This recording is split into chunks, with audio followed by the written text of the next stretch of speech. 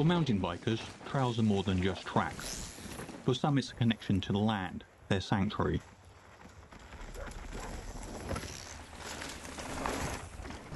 But these connections do not come without friction. The land they ride on is privately owned and the trails are unsanctioned and illegal. The growth of unsanctioned trails has grown at an expanding rate since COVID. Rogue trail builders often working alone in secret crafting illegal trails they want to ride.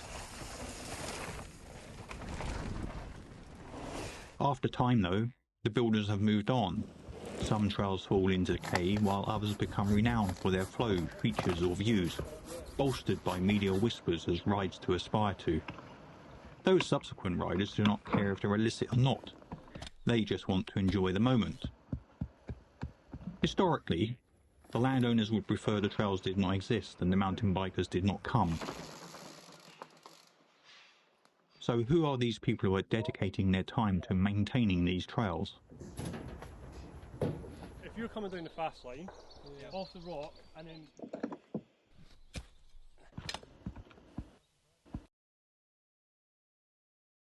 My name is Ilya Rudkin and I have been mountain biking for 25 years. I moved to Scotland with my wife to take advantage of Scotland's outdoors. Always looking for single track to ride, and yes, I did not think of whether it was illicit or not, there only to enjoy the moment the single track was taking me through. Many countries like the UK have seen a growth in mountain biking over the years, fueled by the media to ride idyllic trails in remote locations. A common factor in all those locations is the friction with landowners as riders try to emulate the dream riding experience in locality. In recent years though, I have seen more evidence of trail maintenance, whether it has been a fixed drain, fresh firm surface or improved flow. It has been the quality of the work that has caught my attention. In all that time though, I've never seen anyone fixing a trail. So I set about to find out. This journey took me to a side of mountain biking I've not seen before. It has roots from a questionable and shady past. I followed a group of mountain bikers for 14 months. I've seen a side of mountain biking that is under the radar for the majority of people, whether it is in this country or others. Rogue trail building and unsanctioned building has been a thing since the inception of mountain biking. I think at the moment we started veering away from riding on the forest roads, jumping onto various bits of single track and then starting to create single track to suit our own needs. That's been a thing since probably the mid-90s, as the bikes have become better and there's more things that the bikes are able to do. That whole unsanctioned trail building kind of world, that's literally created the industry. Think about what mountain biking would be like right now if there was no North Shore mountain biking scene, if there was no golfy at the Tweed Valley. All these unsanctioned trails, which make up 90% of the trails that we ride, that's what's fueled the progression in mountain biking. It's what's fueled better suspension, better gears, and just made bikes so incredibly good now compared to when they were in the 90s. If there wasn't any of the unsanctioned building, I dare say we wouldn't be in the position we are now.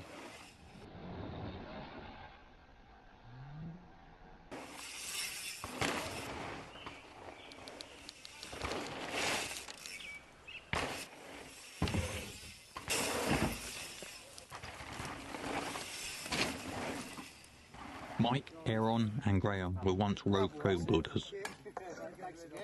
Today they are trail maintainers. Growing up mountain biking in their local woods, they have seen the growth in trails and the mountain bikers who have come to ride them. They also saw the friction. Take all these branches away, maybe check it and make sure it's not going to collapse. They saw something needed to be changed to appease the landowners who were growing agitated at the liability risks they were being put in. You know what I mean? Stuff like that. This is a trail that we've found. Somebody's dug it, we don't know who's dug it. It's just popped up amongst all the other trails. And the actual trail itself is totally fine, as much as the landowner probably wouldn't be happy with the fact that there's yet another trail just been built by some random person. But the trail itself is fine, and our priority for today is to make it safe because people are already riding it.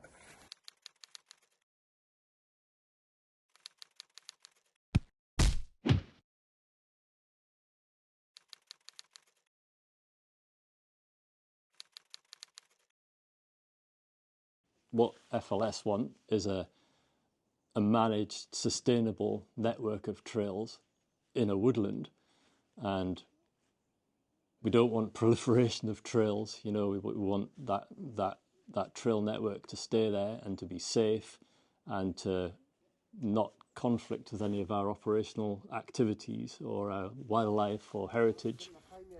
Across 5 areas in Scotland's heart of Perthshire and Tayside, Mike, Aaron's and Graham's remit today is not to build new trails, but to manage landowners' expectations and keep over 500 unsanctioned trails in tip-top condition for all to use. Aye, I think we're better spending time opening this up rather than the other one. With several small bands of like-minded volunteers, they lead trail dig events throughout the year. They are the Tayside Trail Association, the TTA, one of the first associations to exist in Scotland.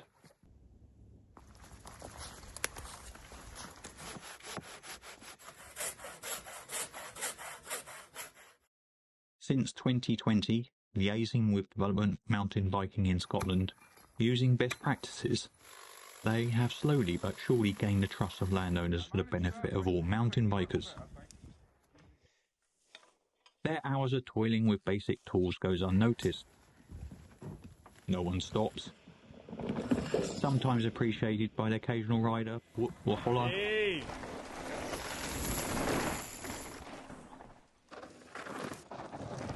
Okay.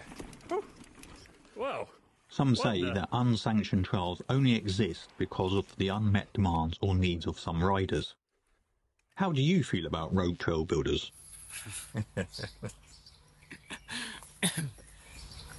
What's important to remember about road trail builders is that most people who are legitimate trail builders, even guys who work for trail building companies, probably started out with road trail building. It's a difficult one because there's clearly, because I was that rogue trail builder and we all were, there's nothing quite like finding just a blank bit of hillside that nobody's ever ridden before, nobody's ever taken a set of wheels down. It's a blank canvas and you build a trail from scratch, from start to finish, exactly the way you want it. It's like a dream coming true. Almost the foundation that everything's built on, and as much as we're not necessarily happy for trails to be popping up everywhere, that's almost the pipeline that produces new trail builders, because there isn't like there hasn't historically been a body you can just go to and be like, I want big trails. I suppose I started like building jumps like most kids do when they're, 7 or 8 years old, just in the woods, and we used to rework the local council built BMX track for our own benefit. Certainly here in the area, there's trails pop up in various places, and gyms pop up places they should. If you're a 13-year-old kid who wants to build jumps in the woods, you can't jump in a van and travel to Dunkeld to come to a dig day. Just take what's on your doorstep. As I got deeper into this journey, I sensed that the adage, build it and they will come, is not the key motivation for the rogue trail builders. They would rather keep their hard-earned trails to themselves to push the limits of their own riding, the dark side. The difference I've seen with these people is they have a different perspective. While they have very similar objectives, they aim for sustainable trails, have a respect for the environment and the landowner's wishes. I love trail maintenance because I love riding bikes on good trails. I love the actual process of fixing a trail. I like the kind of hands-on thing. I love seeing, draining a puddle. I love seeing that water drain off of the trail. I love making good what was bad at one point.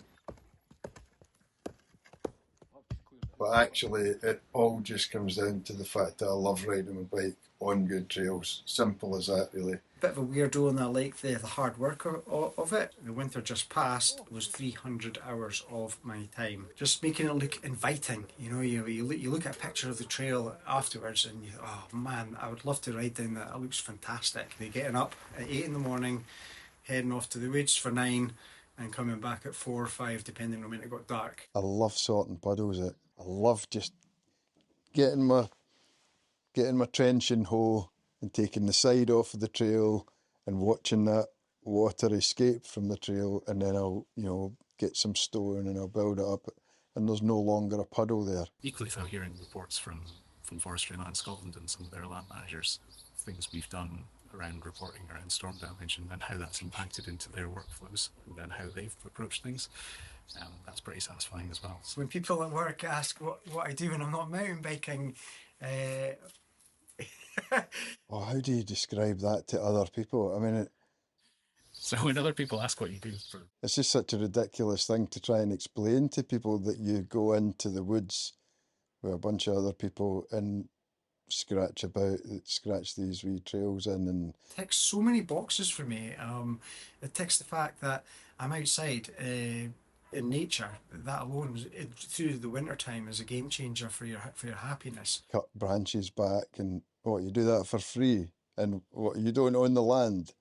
It just seems weird, you know. A lot of people don't understand the trails need work because they get used and abused. Sometimes it's the riders that cause the problem, sometimes it's the weather that causes the problem. If you're not a mountain biker, why would you do that? Why is that so enjoyable? Why is that so important? But it really is, and it's undeniable. So as much as trail centres are really good, that's only going to scratch a certain itch, and as much as unsanctioned trails that other people have built, that's only going to scratch a certain itch. Trail building and riding trails and mountain biking, there's a real strong link there. That's the good thing about a trail association, is that as much as we are not out there building hundreds of miles of brand new trail every weekend, we do have the option to do that sometimes. And we also have the option to reconfigure trails that aren't quite working. Kind of scratches that itch, you know, up to a point, but legitimately and with the permission of the landowner. Over the years, I've kind of figured out, you know, there's a correct tool for the job. Some tools will do many jobs, but often you need specific tools to do specific tasks. Probably use saws more than anything else for clearing roots, clearing tree branches. I've got my little samurai blade here. There's quite significant teeth on it. Superb for cutting through trees, and I mean big trees. We have a really heavy duty mattock. This is 10mm stainless steel. It's heavy, it's unbelievably good at breaking rock. Trenching hoe, brilliant for digging drainage channels, shaping berms. We've also got mattocks. We have a spade head at one end and an axe head at the other end, making bench cuts into the side of the hill. Shovels, obviously, so if you're building a jump, you need to move quite a lot of earth. My favourite tool, because you can do so much with it, filter out rock and things like that with it. Thankfully they're not too expensive if you do break one, because rakes don't last very long, especially if they've been used for cutting in. None of you have mentioned chainsaws. Chainsaws, oh, I wish we could use them. I mean, it would make such a difference. It's probably the missing link. We could get so much more done, we could just be a lot more effective. Everything else is working perfectly. Chainsaws and brush cutters would make such a massive difference. We could spend 2 days clearing, you know, both sides of a bit of forest road of gorse by hand, you know, 10 or 12 of us. And actually, if you had 2 people with brush cutters, you'd have it done in 2 hours.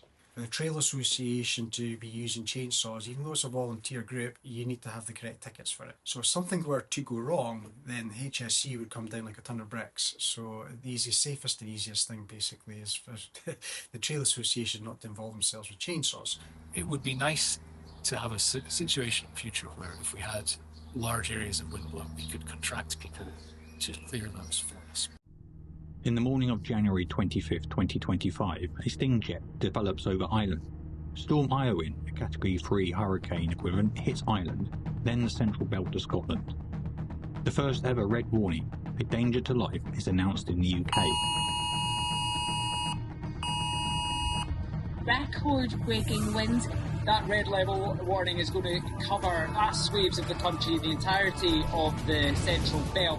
Low pressure storm Eowyn underwent a rapid intensification during the early hours of Friday morning. The Americans like to call it a weather bomb. There's only so much you can do to prepare for a storm like Eowyn.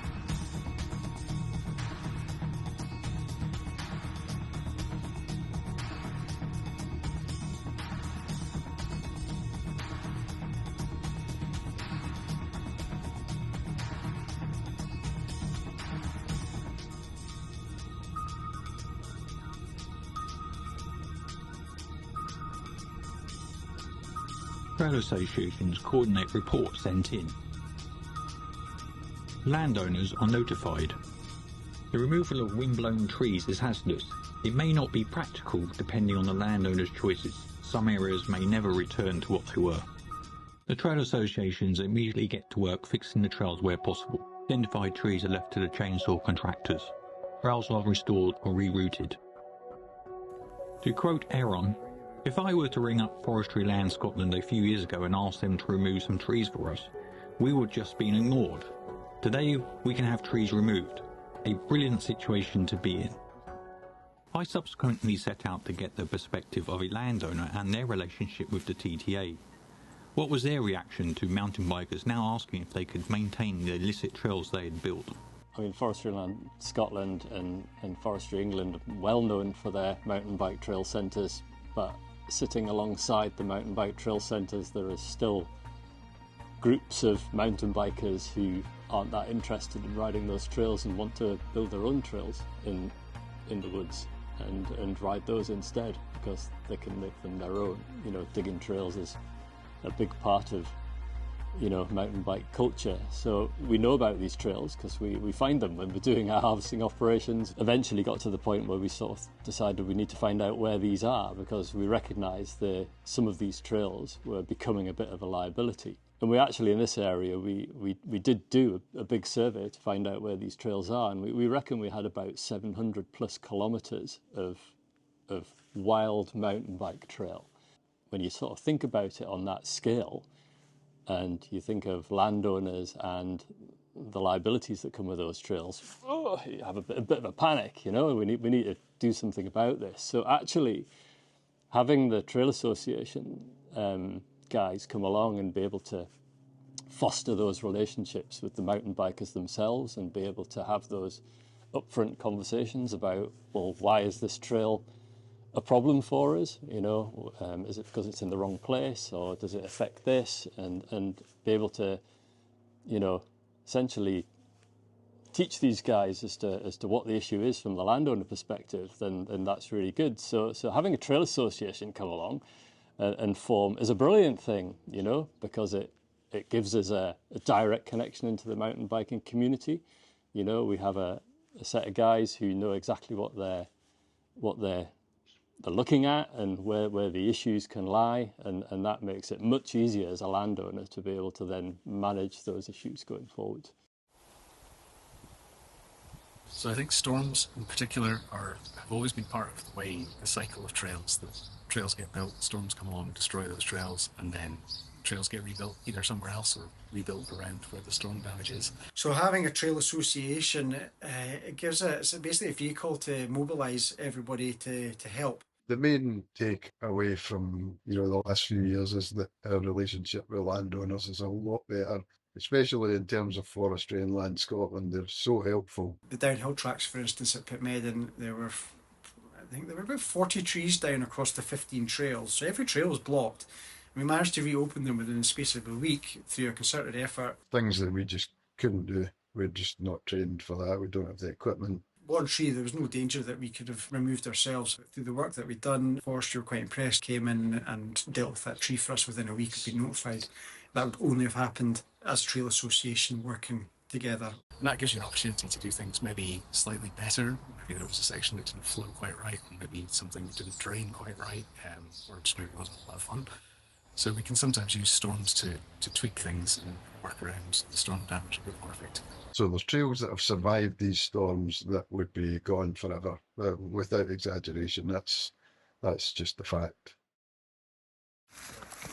In a survey by UK Mountain Bike Rider magazine on Facebook in 2025, it asked how many people ride paths illegally in England and Wales. About 200 riders answered, revealing 98% of them opted for the red pill, a yes, we ride paths as cheeky tracks. This shows, while only a small sample, the demand for technical trails continues. On this journey, I've seen the people behind the trails. I can see their enthusiasm for riding good trails, and I can see they bring balance through collaboration with the landowners, vital for the sustained existence of many trails in Scotland. I am grateful for Scotland's open access code, which has allowed me to explore, ride and fall in love with many parts of Scotland's remote moors, mountains and rivers.